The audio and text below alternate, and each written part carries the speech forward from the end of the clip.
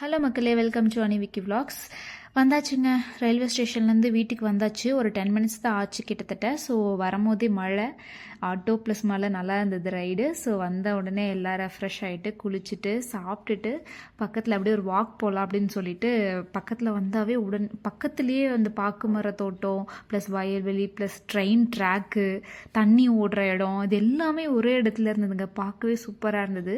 வந்தவுடனே ஒரு மாதிரி எப்படி இந்த பசங்களுக்குமே ஜாலியாகிடுச்சு.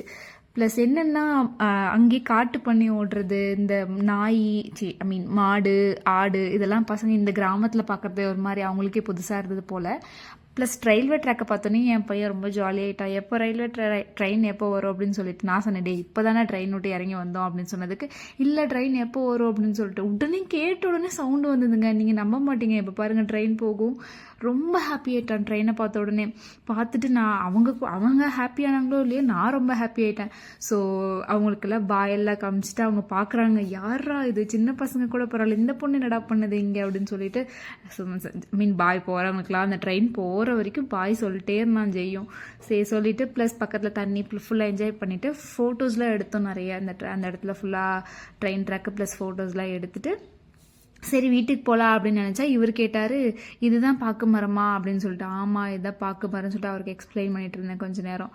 அப்புறம் சரி வா வீட்டுக்கு போகலாம், ஏன்னா வந்துட்டு அடுத்த நாள் நாங்கள் வந்துட்டு ஜோக் ஃபால்ஸு ப்ளஸ் இது கோவிலெலாம் போகலான்னு பிளான் பண்ணி வச்சுருந்தோம். ஸோ அதுக்கு ஒரு 15 மெம்பர்ஸ் போகிறோம். ஆல்ரெடி இன்னும் 2-3 பேர் வந்துட்டுருக்காங்க.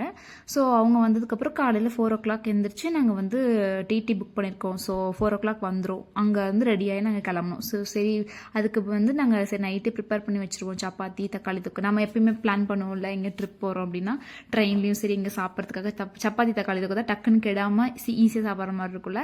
ஸோ அதனால அதை பண்ணலான்னு சொல்லிட்டு எல்லாம் ரெடி பண்ணி வச்சுட்டு இருந்தாங்க. சப்பாத்தி ஒரு கிட்டத்தட்ட ஒரு 100 சப்பாத்தி இருக்குங்க. அது 100 சப்பாத்தி உருட்டுறது ஒரு ஆள், திரட்டுறது 2 ஆள். அங்கேருந்து தூக்கி போட்டால் நான் கேட்ச் பிடிச்சி அங்கே உள்ள போய் நாங்கள் 2 பேரும் சப்பாத்தி போட்டுட்டு இருந்தோம். கிட்டத்தட்ட ஒரு 100 சப்பாத்தி ப்ளஸ் தக்காளி தொக்கு பண்ணி ரெடி பண்ணி எல்லாம் பேக் பண்ணி வச்சுட்டோங்க.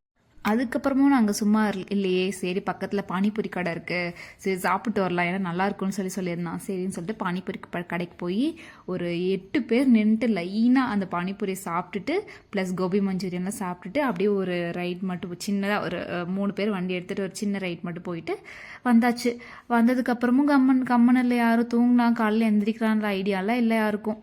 சீட்டு கட்டு அதாவது கார்ட்ஸ் எடுத்து வச்சாச்சு. கார்ட்ஸ் எடுத்து வச்சு ஒரு 4 ஆட்டத்தை போட்டுட்டு ஃபன் பண்ணிவிட்டு தூங்க போயிட்டோங்க. பார்ப்போம் நெக்ஸ்ட் டே என்ன ஆகுது, எத்தனை மணிக்கு எந்திரிக்கிறோம், எத்தனை மணிக்கு ரெடி ஆகிறோன்னு சொல்லிட்டு உங்களுக்கு நெக்ஸ்ட் vlogல காமிக்கிறேன். மறக்காமல் சப்ஸ்கிரைப் பண்ணிடுங்க, ஷேர் அண்ட் லைக் பண்ணிவிடுங்க ப்ளீஸ். Thank you, bye.